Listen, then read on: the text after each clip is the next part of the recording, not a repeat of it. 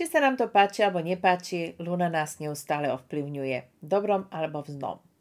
Ale ak sa chystáte niekam na návštevu a chcete, aby táto návšteva dopadla dobre, aby tam neboli voľaké hádky, nezhody a všetko, aby to bolo také akurát, tak nie je to jedno, ktorý deň si vyberiete. Keď chcete ich susedom, tak choďte vtedy, keď je Luna v znamení blížencov. Chcete sa stretnúť so súrodencami? Nech sa páči, v znamení raka. Už ste dospelí, nebývajte s rodičmi, chcete ich navštíviť?